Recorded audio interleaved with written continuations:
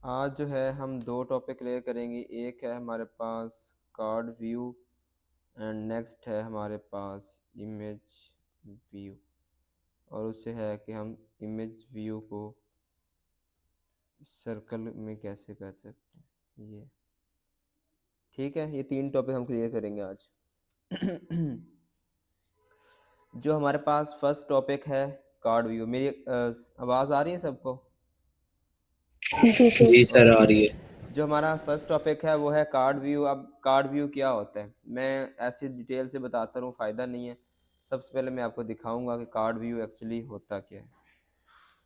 Card view, इसकी image देख लेते हैं यहाँ से जी। ये आप देख सकते हैं, ये हो गया। ये है आपके पास, देखें ना, ये एक, आप इसमें देखें कि आपको ऐसा लग रहा है जैसे ना स्क्रीन से थोड़ा बाहर को निकला, उभरा हुआ जैसे। और थ्री डी। हाँ, 3D टाइप लग रहा है। उसको एक शेडो दिया गया नीचे से और बहुत ही एक वाज़ेह हो रहा है। आपकी यूआई बड़ी बेस्ट लग रही है और डायरेक्ट फोकस जा रहा है आइटम्स के ऊपर। जी सर। ठीक है। सो कार्ड व्यू का पर्पज़ यही होता है। देखना कार्ड व्यू, अब मैं यहाँ पढ़ा भी देता हूँ। कार्ड व्यू जो होते हैं वो यूज़ होते हैं आपकी यूआई को गुड लुकिंग बनाने के लिए। तो आप गीक फॉर गीक्स, मैंने वेबसाइट इसलिए ओपन की ताकि आप लोगों को पता भी चल जाए। So card view is a new widget and red that can be used to display any sort of data by providing a rounded corner layout along with a specific elevation. Elevation हम shadow को बोलते हैं। Card view is a view that can display views on top of each other. इस बात को ये कह रहा है कि जो कार्ड व्यू होता है, अगर हमने एक कार्ड व्यू लगाया है देन उसके ऊपर हम कार्ड व्यू और भी लगा सकते हैं। या कार्ड व्यू के ऊपर हम किसी और आइटम को भी रिप्लेस करवा सकते हैं। और एक्चुअली जो कार्ड व्यू का मेन पर्पस होता है वो ये होता है, card view is that it helps to give a rich feel and look to the UI design. कि आपका जो यूआई डिज़ाइन होता है उसको एक रिच फील देने के लिए एक्चुअली कार्ड व्यू यूज़ किया जाता है। ठीक है। सो कार्ड व्यू पता चल गया कि हम यूज़ क्यों करते हैं, कि आप जस्ट अपनी यूआई को इन्हेंस करने के लिए हम कार्ड व्यू को यूज़ कर लेते हैं। उसके बाद जो कार्ड व्यू होता है, हाँ, अब मैं बात कर रहा था कि यूआई को एनहांस करने के लिए। तो आप में से मुझे कोई बता सकता है कि what is the difference between UI and UX?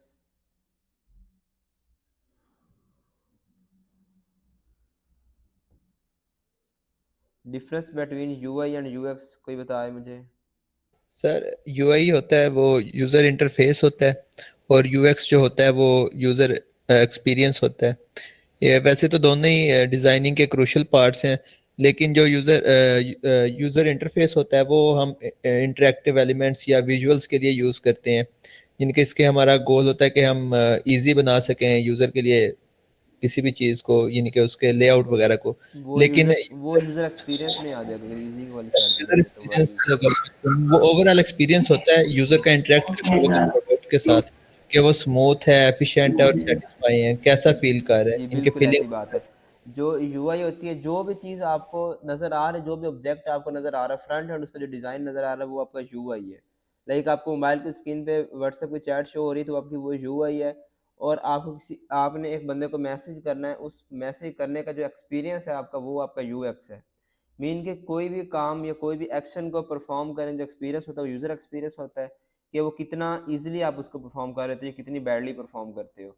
तो जो यूआई होती है वो आपका यूज़र इंटरफेस होता है, जो आप डायरेक्ट फ्रंट एंड के साथ इंटरेक्ट कर रहे हो, जो आपको शो हो रहा होता है।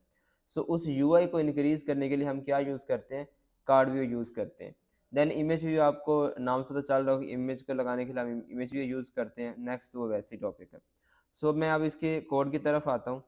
मैं एंड्रॉयड स्टूडियो ओपन किया मैंने, यहाँ पे मैंने एक एक्टिविटी बनाई हुई है, एक्टिविटी कार्ड व्यू के नाम से। सो मैं इस एक्टिविटी को ओपन कर लूँगा। ये हो गया। मैंने टॉप एक लेआउट लगा लिया, रिलेटिव लेआउट। अब मैं क्या करूँगा, एक्चुअली मैं एक इधर कार्ड व्यू लगाऊंगा। ठीक है, और उसको सेंटर में रख लूँगा। सो मैं यहाँ पे कार्ड व्यू लेता हूँ, मैं सी वी लिखूँगा तो मेरे पास एक कार्ड व्यू आ जाएगा, उसका टैग आ जाएगा। यहाँ पे मैं ये उसकी जो, लैपटॉप स्लो क्यों हो गया, मेरे ख्याल से 2-3 दिन से ऑन है, तो बंद नहीं किया। ओके, इसको मैच पे रन कर देते हैं। हाइट को हम कर देते हैं 200 dp, जस्ट आपको शो करवाने के लिए मैं कर रहा हूँ। बैकग्राउंड में कलर दे देता हूँ, सॉरी। अब एक और चीज़ के कार्ड का सर नाम आई क्या थिंक है आपका नेट हमारे नेट स्लो हो गए। जी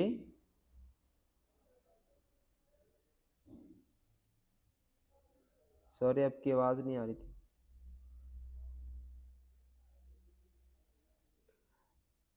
ओके, सो लेआउट हाइट 200 डीपी हो गई और उसकी जो विथ है मैच पेरेंट मैंने कर दिया। इसको मार्जिन हॉरिजॉन्टल दे लेता हूँ मैं 10 डीपी का। उसके बाद जो कार्ड होता है उसका जो बैकग्राउंड कलर लगाने के लिए आप प्रॉपर्टी यूज़ करते हो कार्ड बैकग्राउंड कलर। मैं इसको बैकग्राउंड कलर ब्लैक दे रहा हूँ फ़िलहाल के लिए, ठीक है।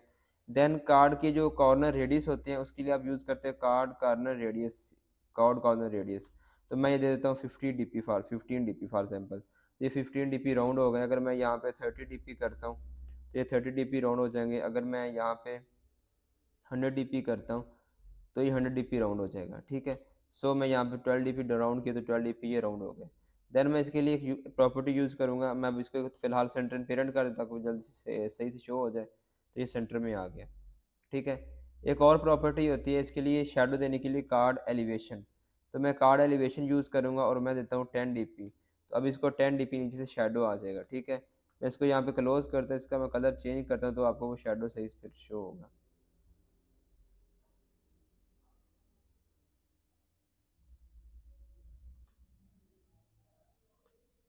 शेडो शो हो रहा है ना?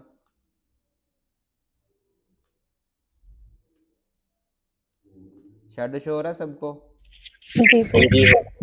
ये वाला ये शेडो शो हो रहा है यहाँ यस पे। सर। Yes sir. ओके, सो इसको मार्जिन में ज़्यादा देता हूँ ताकि वो बिल्कुल, क्योंकि शेडो मैंने ज़्यादा दिया है तो मार्जिन में कर देता हूँ 25। अब आपको सही शो होगा सारों शेडो से। सो आपको एक थोड़ा सा नज़र आ रहा है, मैंने हालांकि कलर भी वाइट किया हुआ है फिर भी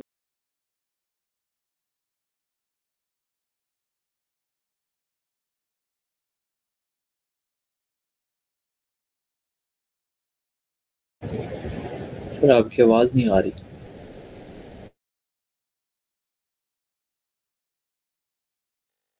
सर आवाज़ का इशू बना है शायद।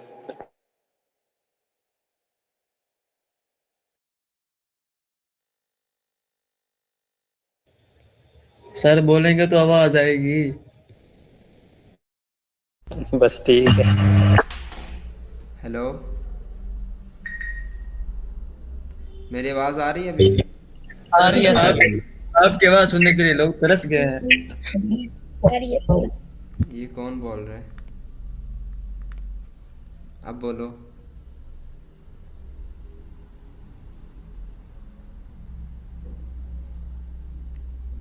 अपनी कोई बोलेगा। क्योंकि अब स्क्रीन शेयर है ना आप इसमें। अब सब सामने आता है। ओके चलो ठीक है।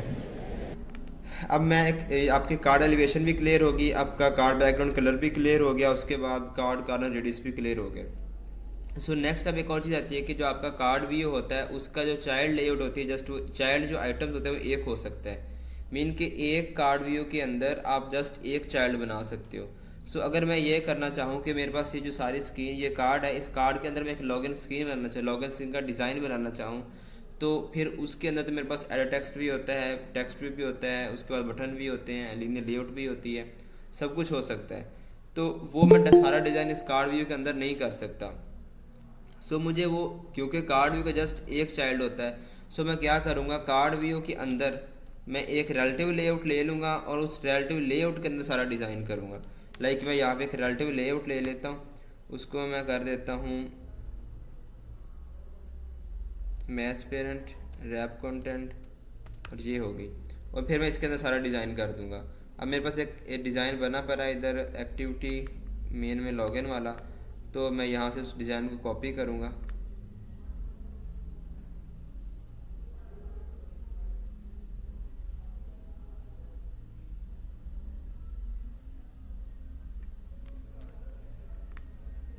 और यहाँ पे क्या कर दूँगा, उस डिज़ाइन को पेस्ट कर दूँगा, ठीक है।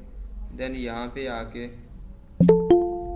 मैं इस कार्ड व्यू की जो हाइट है उसका रैप कंटेंट करूँगा तो ये उसमें फ़िक्स हो जाएगा। सो आप देख सकते हैं कि मेरा जो वो डिज़ाइन था उस कार्ड व्यू के अंदर फ़िक्स हो गया है।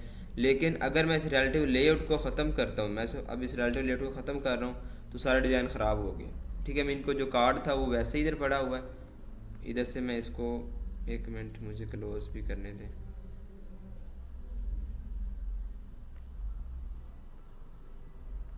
ये होगी,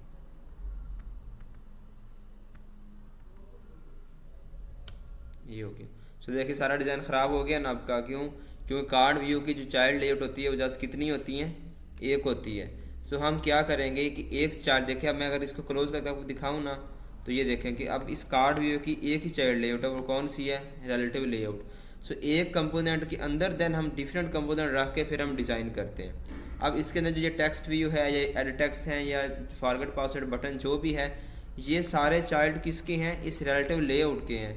बट ये जो रिलेटिव लेआउट है वे ये किसका चाइल्ड था? ये इस कार्ड व्यू का था। उसको कार्ड व्यू का चाइल्ड एक ही हमने बनाना होता है, ज़्यादा हम नहीं बना सकते, डिज़ाइन रिस्पॉन्सिव नहीं रहता। सो हम क्या करेंगे, फिर एक चाइल्ड लेके फिर उसके अंदर डिज़ाइन कर लेंगे। सही है, हमारा इस तरह एक कार्ड व्यू के अंदर हमारा डिज़ाइन बन गया। ठीक है, यस सर। Yes sir. यहाँ तक क्लियर है सबको? जी सर। जी sir. Yes sir. Yes sir, clear है। ओके हो गया जी। ओके, अब उसके बाद हमने क्या करना है कि हम एक इमेज व्यू लगाते हैं। मैं कहता हूँ इस लॉगिन टेक्स्ट की जगह पे ना एक इमेज लगा देते हैं। सो हम इमेज व्यू का टैग कर लेते हैं। मैं इस टेक्स्ट व्यू वाले टैग को इमेज व्यू का टैग बना दूंगा, या मैं इमेज व्यू लगाऊंगा और इसमें मैं टेक्स्ट साइज़ और टेक्स्ट को यहाँ से रिमूव कर दूंगा। इसकी मैं जो विड्थ है वो दे देता हूँ फॉर एग्जांपल 100 dp, और इसकी हाइट भी मैं दे देता हूँ 100 dp।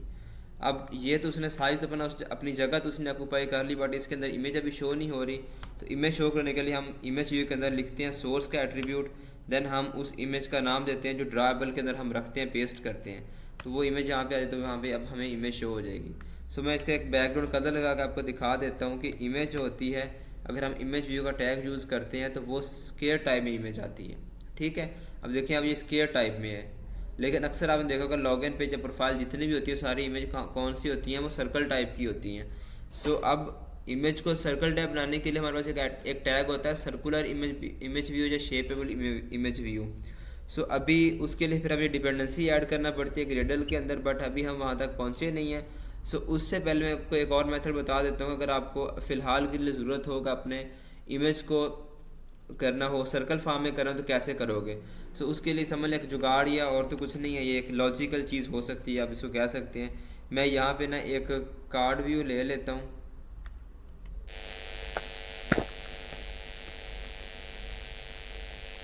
इसको मैं कार्ड व्यू बना दूंगा और या फिर इमेज को मैं हटा देता हूँ, और इस कार्ड व्यू के अंदर मैं एक इमेज व्यू ले लेता हूँ। काइंडली ये माइक म्यूट कर दें।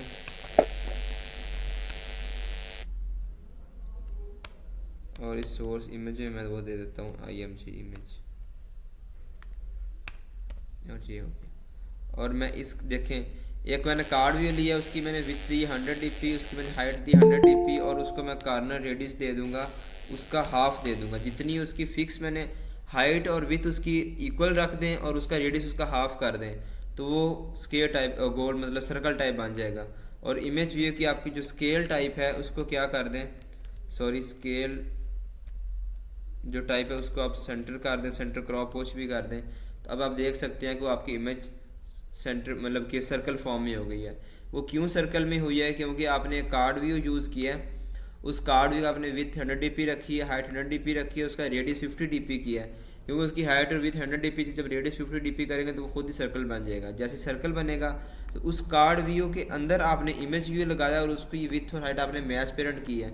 सो अगर कार्ड व्यू सर्कल फॉर्म बन गया तो फिर इमेज भी तो सर्कल में ऑटोमेटिकली उसकी जगह मैच पेरेंट करो तो उसकी जगह ले लेगी, तो लेगी। देन उसके बाद स्केल टाइप सेंटर करो, जितनी भी इमेज होगी तो सेंटर उसके अकॉर्डिंग सेट हो के उसकी स्केल, देन वो आपको वहाँ पे सर्कल फॉर्म में शो हो जाएगी। यहाँ तक क्लियर होगी सबका? जी सर। Okay, yes sir. आज का टॉपिक हमारा यहाँ तक ही था। ठीक है, सो यहाँ तक किसी का क्वेश्चन हो तो वो पूछ सकते हैं। शुरू हो जाए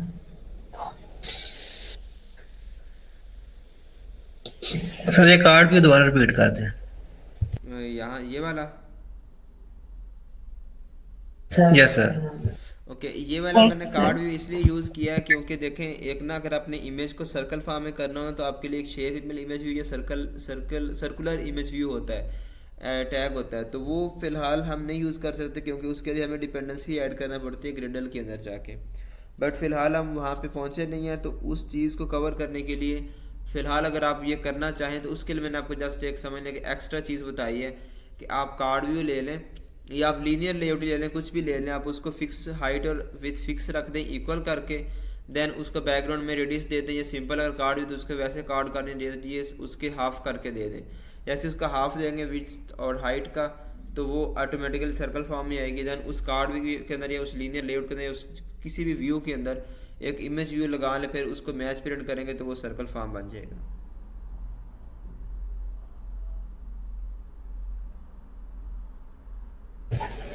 ओके सर। और किसी को क्वेश्चन हो, जब से क्लासेस स्टार्ट हुई हैं किसी क्यूरीज हो, किसी का रहता हो काम पीछे ऐप इंस्टॉल ना हुई है, कोई एरर आ रहा हो बार बार, तो अभी पूछ सकते हैं। सर ये कार्ड व्यू के बगैर अगर हम इमेज व्यू में ही ऐसा करें तो ऐसा हो जाएगा अप्लाई? नहीं, इमेज व्यू में ऐसा नहीं हो सकता, उसके लिए circular image view tag use करना पड़ेगा, इसमें नहीं होगा वो। ठीक।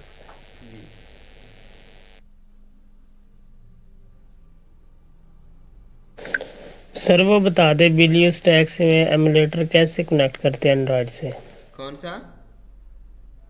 बिलियो स्टैक्स पे जो एमुलेटर नहीं होता है वो कैसे कनेक्ट करेंगे हम?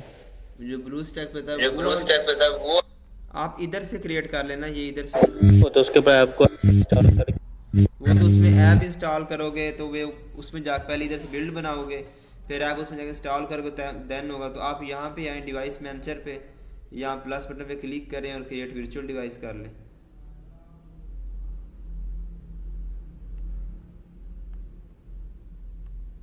लेकिन सर वो मतलब वो स्लो नहीं करता लैपटॉप को, सुना है मैंने, ऐसी बात है? हाँ जी, वो स्लो कर तो ले होता है। बेस्ट है। स्लो तो होता है।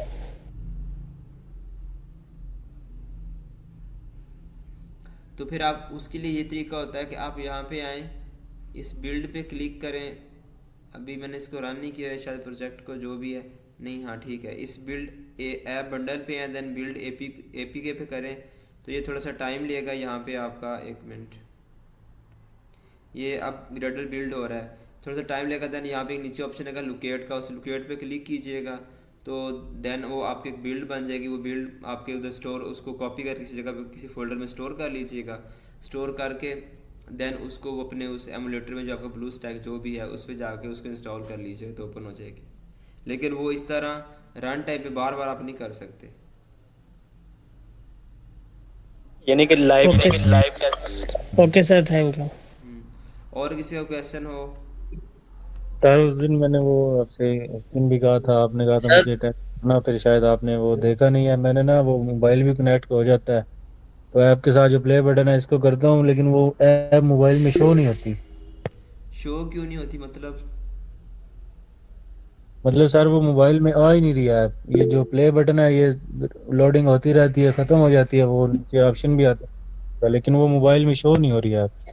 आप ना इस तरह कीजिएगा, आप मेरे साथ एनीडेस्क पे अभी क्लास के बाद आइएगा।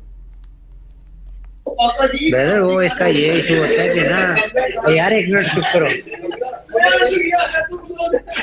सर जी। वो इसका ये इशू होता है कि ना वो ऑलरेडी वो वाली लिंक्ड ऐप ना वो आपके फोन के अंदर ऑलरेडी होती है, उसी के अंदर ही चेंज होती है। वो ये है कि आपको ओपन करके दोबारा रीचेक करनी पड़ती है खुद, वो ऑटो ओपन नहीं होती है। तो बैकएंड से आप जाके ना उसे ऐप को वो रिमूव करोगे, तब फिर जाके अगेन ओपन होगी ऑटो, जब आप इसको रन करोगे। नहीं, जब भी रन करते हैं ऐप से ओपन हो जाती है। सर अगर वो बैकएंड पे पड़ी अगर वो बैकएंड पे पड़ी हो तब नहीं रन होती। मैंने 2-3 दफा किया था ये, लेकिन वो बैकएंड पे पड़ी हो रन नहीं होती, फिर वो कोड चेंज हो जाता है। मोबाइल में शो ही नहीं होती ना, तो काफी मतलब सर वो इनका ना एंड्रॉइड 11 से नीचे होगा ना, तो इस वजह से मेरे साथ भी ये इशू होता है। OnePlus 11 Pro। सर मेरा एक क्वेश्चन है जी वो ना इस टॉपिक का रिलेटेड तो नहीं है, लेकिन बस मैं पूछ रहा हूँ कि अगर आपने C++ कोडिंग में आपने एक एप्लीकेशन बनाई हुई है, यानी कि उसको कोड किया हुआ है और आपने उसको ग्राफिकल यूजर इंटरफेस देना है, तो उसके लिए कौन सा सॉफ्टवेयर बेस्ट है आपको यूज करना पड़ेगा? ये मैंने की है, GUI मैंने नहीं की हुई। उसके लिए CSS करना पड़ेगा, HTML। सर HTML एनी में?